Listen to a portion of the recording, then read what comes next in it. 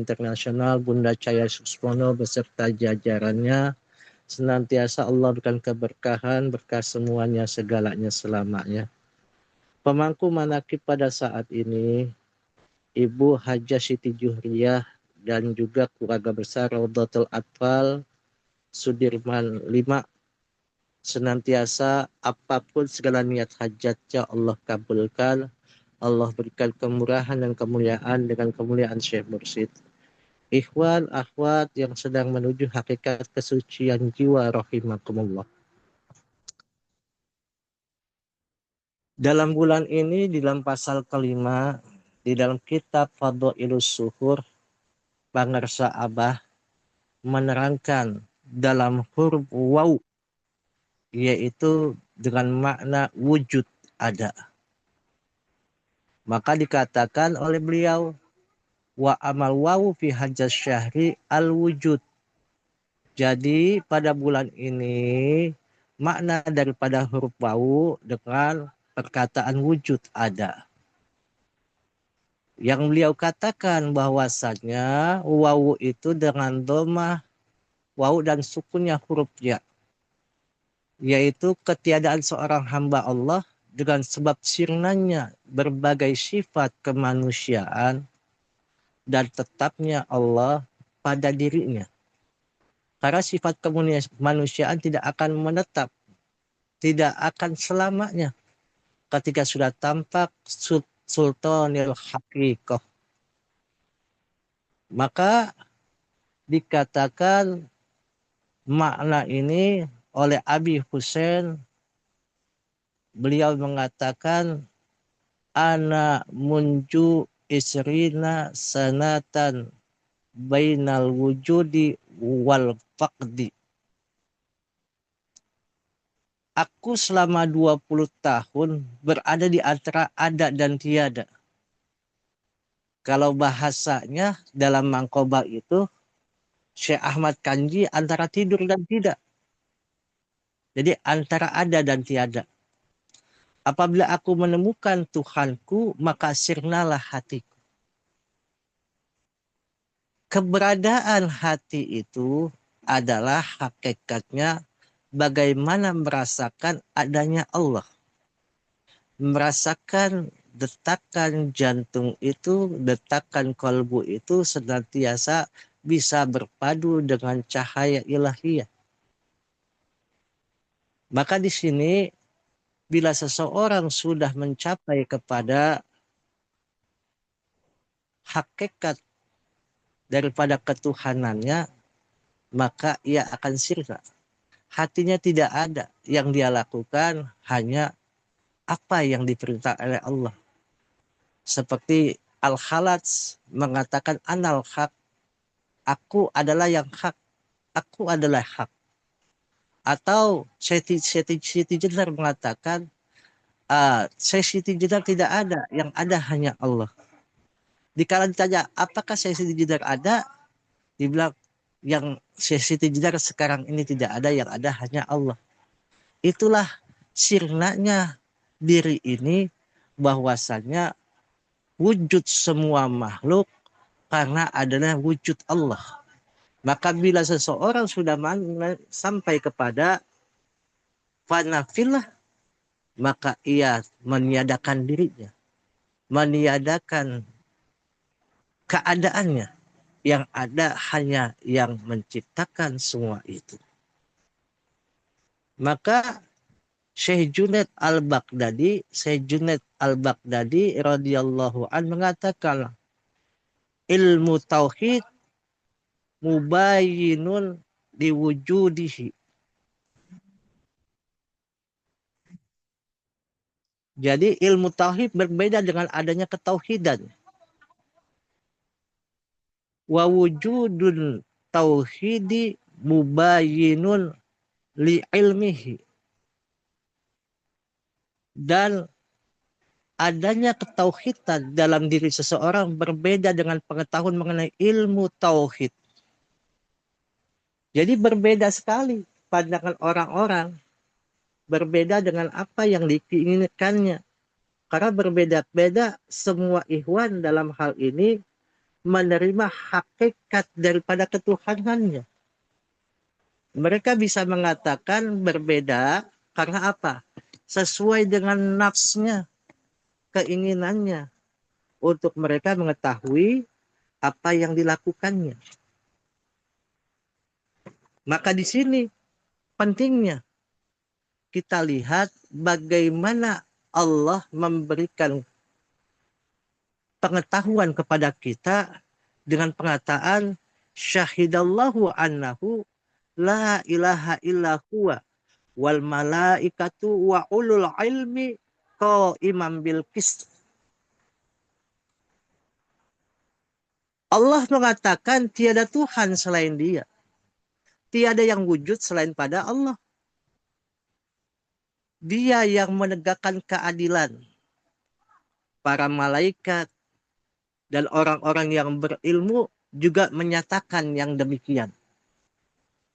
Maka berbeda antara penerimaan ketauhidan seseorang dengan ketauhidan orang lain. Karena mereka itu mengatakan ketauhidan itu berdasarkan jasmania saja bisa seperti itu. Bisa berdasarkan ruhania saja bisa seperti itu. Atau keduanya antara jasmania dan ruhania. Masyaallah ikhwan rahimakumullah. Yang tadi dikatakan bahwa Allah menyatakan dia Tuhan selain Dia, Allah lah yang menegakkan keadilan. Para malaikat dan orang-orang berilmu menyatakan demikian. Lihatlah tadi bagaimana Allah memulai dirinya. Disusul oleh para malaikat, kemudian ahli ilmu. Jadi kewujudan Allah berinteraksi kepada makhluknya dengan namanya sifat jalaliyahnya Allah. Allah berikan kepada para malaikat dan para ahli ilmu. Dan para ahli ilmu itu baru menebar. Maksudnya apa? Dari para malaikat dan ahli ilmu. Para anbiya wal mursalin adalah ahli ilmu. Dan para ulama-ulama pada saat ini. Maka di situ Allah mengatakan cukuplah ini sebagai kemuliaan dan keutamaan bagimu. Maka Nabi Muhammad SAW bersabda kepada Ibnu Mas'ud, hai Ibnu Mas'ud, agar mereka mengetahui eksistensi keberadaan daripada Allah, eksistensi keberadaan para malaikat dan ahli ilmu. Dudukmu sesaat di majelis ilmu dapat menyentuh pena tanpa menulis huruf. Lebih baik bagimu daripada membebaskan 1000 hamba sahaya dan pandanganmu kepada orang alim, orang ahli ilmu, kepada syekh mursyid, karena cinta lebih baik bagimu daripada menyedekahkan 1000 ekor kuda di jalan Allah. Yakni dalam memerangi orang-orang kafir, menegakkan agama Allah Subhanahu wa ta'ala, maka ucapkan salammu kepada orang alim lebih baik bagimu daripada ibadah 1000 tahun. Kita setiap bermanakib untuk mengetahui eksistensi kewujudan Allah, maka sering Kiai Haji Harun Ar-Rasyid mengatakan pakai salam suluk. Assalamualaikum ya rijalul ghaib, sampai seterusnya. Itu menandakan bahwasannya salam itu saja lebih baik bagimu daripada ibadah 1000 tahun. Kita pun seperti itu. Guru kita mengajarkan sebelum melangkah apapun yang kita kerjakan salam kepada guru kita. Membaca sholawat Nabi agar kita dibersamakan oleh Allah. Dibersamakan dengan orang-orang yang dicintai oleh Allah. Saya ilustrasikan seperti ini. Dikala perintah Abah membawa tongkat untuk para ikhwan. Apakah seluruh ikhwan bersegera membawa tongkat merah putih itu dimanapun, kapanpun berada, atau memakai peci merah putih? Maka ada sabda Abah mengatakan, jangan sampai engkau lepas peci merah putih itu kecuali bersama dengan kepalamu. Apakah semua ikhwan bisa memakai peci merah putih, membawa tongkat dimanapun berada? Apa yang menjadi penafsiran kita, yang menjadi bahan untuk kita melihat semua itu? Ternyata tidak semata-mata pangarsa Abah memberikan maklumat seperti itu kepada kita semua. Abah menginginkan semua ikhwannya, bila namanya membawa tongkat, berarti mereka bersama dengan 124.000 nabi, 124.000 wali, dan mereka dibersamakan dengan ahli silsilah. Maka kalau ada yang merasa segan, merasa tidak mau membawa tongkat itu kemanapun kapanpun, maka mereka sesungguhnya bukan mereka yang tidak bisa, tapi para aulia Allah dan para anbiya tidak mau ikut kepada mereka. Itu logikanya kita berbicara secara berpikir rasional. Karena apa? Setiap orang mengatakan membawa tongkat hamlul asa wa alatul mu'min. Membawa tongkat adalah ciri orang beriman, ciri orang mukmin. Wasunnatul anbiya, sunnahnya para nabi. Berarti seseorang itu jangankan bersalam kepada guru kita yang seperti ibadahnya 1000 tahun, membawa tongkat itu, memakai peci merah putih, mereka dibersamakan seluruh ahli silsilah thariqah qadiriyah Naqsabandiyah Ma'ansuriyah. Begitupun dengan maklumat-maklumat lain. Ada ikhwan di tempat saya. Setiap manakib pasti Abah hadir. Itulah wujud, eksistensi kewujudan. Bentuk bahwa kita bisa mengetahui di dalam manakib dimanapun ada guru mursyid. Ikhwan ini masih bandel dengan apapun yang dikatakan oleh syekh mursyidnya. Sampai larangan maaf, takut tersinggung dengan orang-orang, masih merokok. Akhirnya pasti Allah akan rubah orang tersebut dengan caranya, dengan cara guru kita. Pas ada perkataan dagang rokok saja tidak boleh, apalagi mengedarkan rokok dan menghisap rokok, kata pengarsa Abah. Ternyata dengan perkataan itu Allah turunkan hidayahnya kepada dirinya.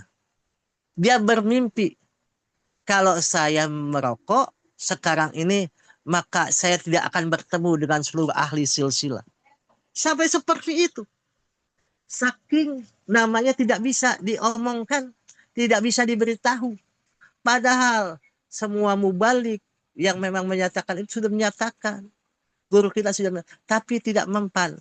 Tapi Allah berikan, oh ternyata dibukakan melalui mimpinya bahwasannya mereka ikhwan yang masih merokok, mereka ikhwan yang tidak membawa tongkat, tidak memakai peci merah putih, mereka tidak akan bertemu dengan seluruh ahli silsilah thariqah qadiriyah Naqsabandiyah Ma'ansuriyah Sinara sampai PKN. Nauzubillahi min dzalik.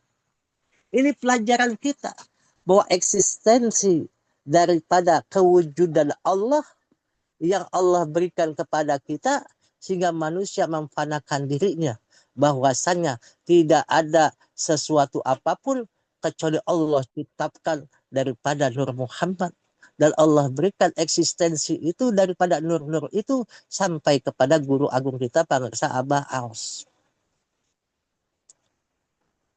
Diriwayatkan dari Sayyidina Umar bin Khattab, ia mendengar bahwasannya eksistensi kewujudan itu ada di majelis ilmu. Maka Rasulullah Shallallahu Alaihi Wasallam bersabda, barang siapa berjalan menuju majelis ilmu, menuju majelis zikir dari seorang alim, dari seorang mursyid, maka setiap langkahnya mendapat 100 kebaikan.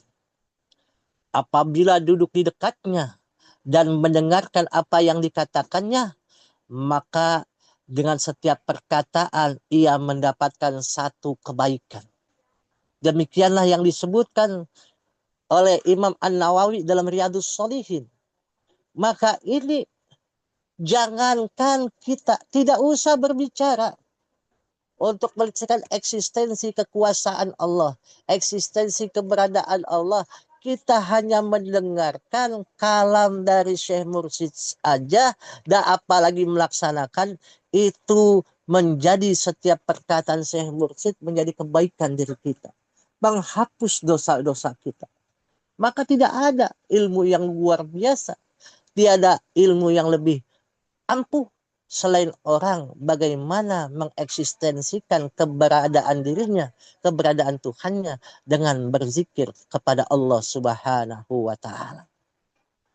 Maka di sini seseorang yang sudah mendapat talqin zikir, mereka menjadi orang alim, menjadi orang yang berilmu.